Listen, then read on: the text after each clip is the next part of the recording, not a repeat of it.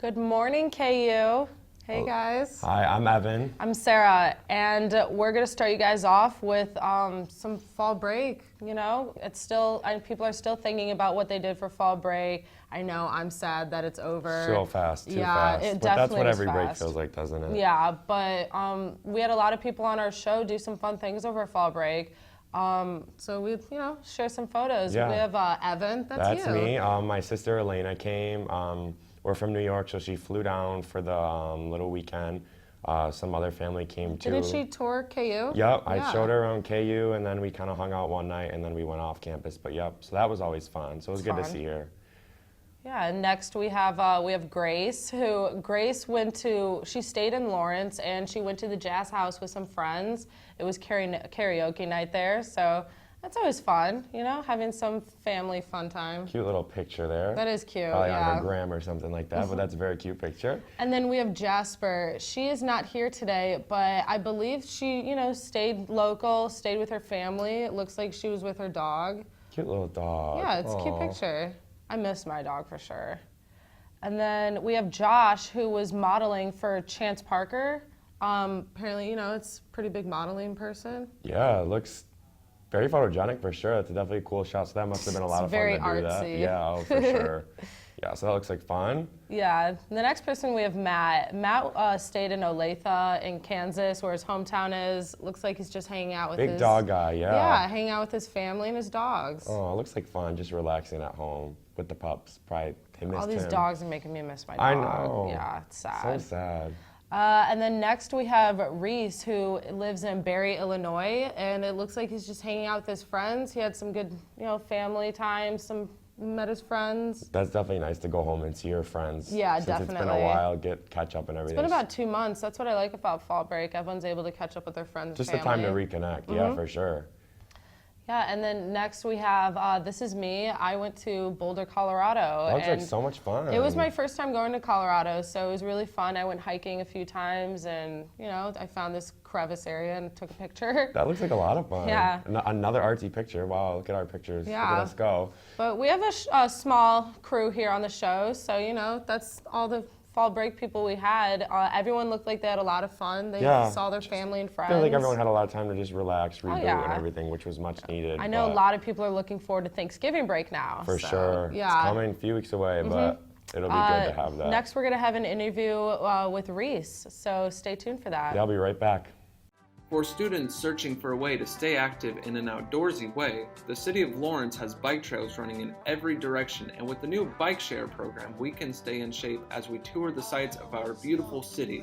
Clinton Lake is only a short 30-minute bike ride away from Daisy Hill and has the most incredible sunset location in all of Lawrence. Walking campus may give you the KU calves, but biking can give you the KU thighs. Bike Lawrence today. You may not hear it at first, but it's there. Our chant, rising.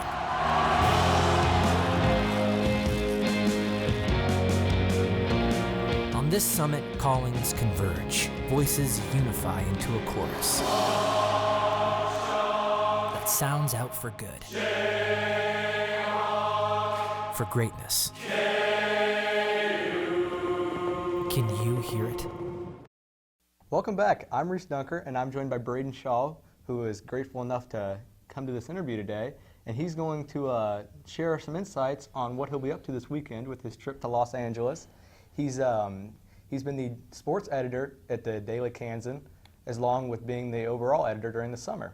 And he's going to share some insights with us because he was lucky enough to win the prestigious Jim Murray Award, and he'll travel to Los Angeles, California this weekend. So Braden, thanks for being on the show. Could you tell me a little bit about the trip? Yeah, thanks for having me, Reese. So basically, I won the Jim Murray Memorial Foundation Scholarship. They select 5 winners from across the country to submit a story that they have written. And yeah, they're flying us out to LA for this weekend. We'll be out there for 4 days. On Saturday night, they'll have a ceremony kind of recognizing us all. Jerry West will also be there. I know the famous, the logo, as they say in the NBA. He'll be there getting a Great Ones Award. Yeah, it should be a fun weekend, just kind of recognizing us all and recognizing some great student journalism. Very neat, very neat. So what are you most excited about for in general for like this trip? I think I'm excited to obviously go out there, but also just to meet the other winners. I think it's really cool to, and I know kind of in my experience, just even at covering different events and stuff, meeting other journalists from other schools, it's really interesting to hear their experiences and just also just to talk about their stories and just what they've learned at past jobs and just, I don't know, just kind of hanging out as well. For sure. So how many other winners are there, if you're aware of that? Yeah, so there are 5 of us. I obviously from the University of Kansas. There's one from University of Florida, Valdosta State, excuse me, Mizzou, and I believe Georgia. So Okay. yes, I'm the farthest west. Okay. Mostly SEC schools, but. So could you give me a little insight on the story that you wrote that won you this award? Yeah, so it was It was an interesting process because at first I don't know if I should even do it at all. But the associate dean of the J School, Scott Reinerty, reached out to me and basically said, "Hey, I think you should do this." And so we met up. We were originally going to do a story on Mark Mangino, actually, and so we kind of looked into that. I tried to reach out to him, couldn't get that connected, so we had to have a plan B, and so. Scott basically had a few ideas out there, and one was Pete Maringer. And obviously, I don't know if you've heard of Pete Maringer. No, I for one have not. I had not either before this. But basically, he was a wrestler at the University of Kansas back in the 30s. He won the gold medal at the 1932 Olympics. He was also a great football player, all Big 8 guy. He won the gold medal just as a sophomore at KU. He's also a Hollywood stuntman, was in movies with Bob Hope and Ronald Reagan. He was an engineer. He's a motivational speaker. He was also a professional wrestler and professional football player in LA and Chicago. He lived a full life, to say the least. And I got to talk to people from the Kansas Sports Hall of Fame. I also got to talk to some of his living relatives. Obviously, Pete died in 1987, so obviously I couldn't talk to him. Yeah. But yeah, just kind of gathering information with that as a really cool story, and I was glad I could tell it. So how long did it take you to compile all this data? Because it sounds like you had quite a bit. Yeah, so I did.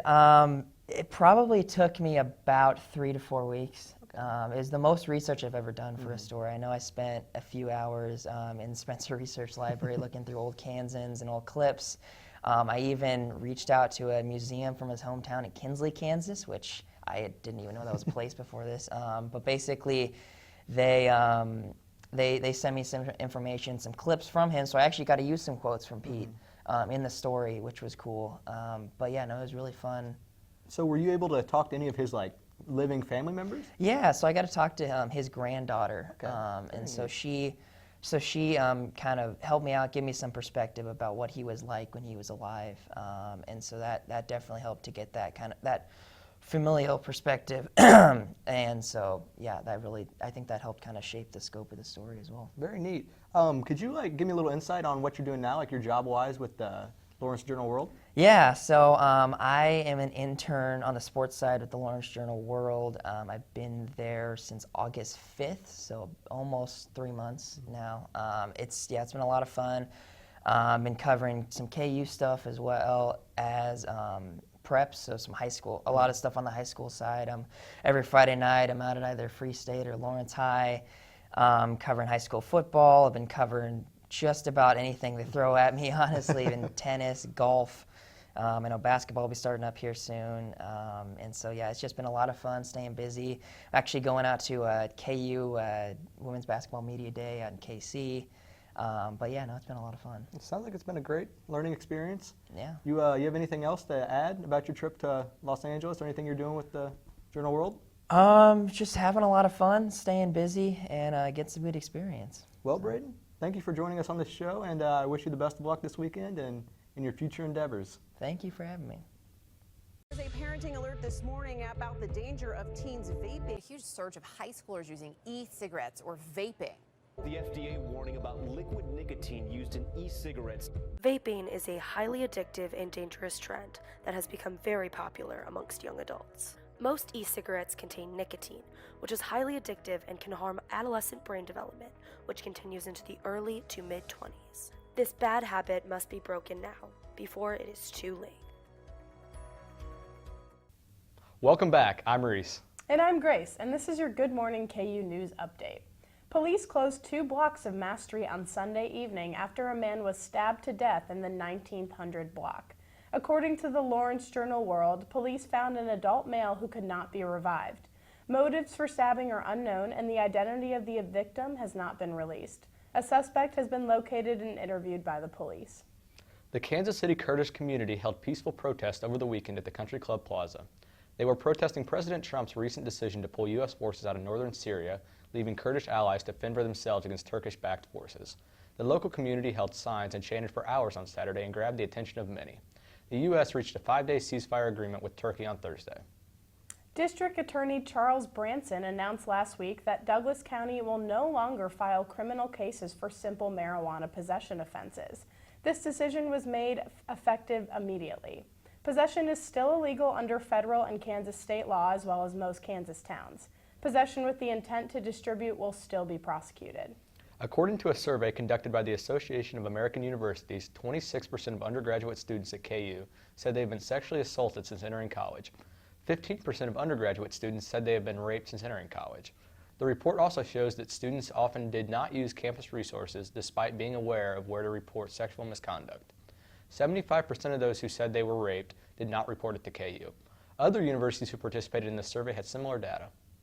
A Lawrence man who was shot by police during a traffic stop in March of 2018 is now suing the Lawrence Police Department, its chief, and the 2 officers involved in the incident. Akira Lewis filed the lawsuit Friday, claiming that officers used excessive force and that the city did not properly train its officers.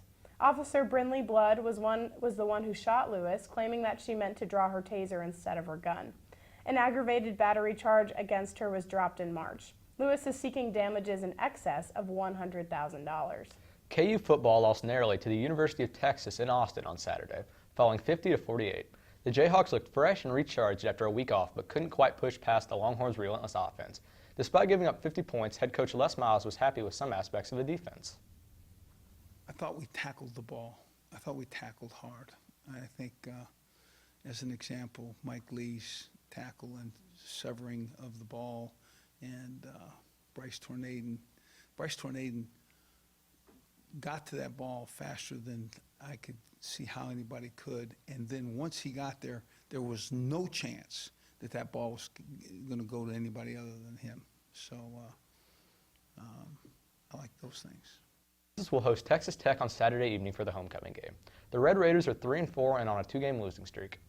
That's all of our Good Morning KU News updates. It's going to be cooler today, but warmer again on Wednesday before dropping into the low 30s on Thursday night. Then it should be a little warmer on Friday and Saturday for the homecoming football game. Are you headed to the homecoming football game this weekend? Well, there's no way I'd miss it. After the effort that the boys put out last week in Austin, I just couldn't miss it. I mean, it was a great performance all around. Puka showed some Puka magic from last year, and he was back with that. That and ending field goal was a little disappointing, wasn't it? From my point of view, I think there should have been 1 second added back on the clock, because in no way should a 30-yard field goal or less take 5 seconds. 4 seconds tops is what it should have taken. Yeah, that's now, a great point. By no means am I saying that we would have took the kick back for a touchdown, but You I never thought know, that you know? yeah, I thought that 1 second should have been added back. But brighter parts of the game, Carter Stanley showed that he's still our fearless leader, and he's not afraid to do anything to help the team win. He even signaled maybe the greatest thing in Big 12 history: horns down. We love to see it. It was a great game to watch.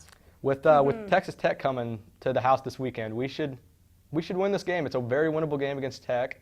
They're coming off they're on a 2-game skid right now. I think the Jayhawks could use a good homecoming win. They definitely could. could. We're definitely hoping for the best. I think the stadium will be packed with fans this weekend to celebrate not only homecoming, but to support our Jayhawks out there at Memorial Stadium. I sure hope. Yeah.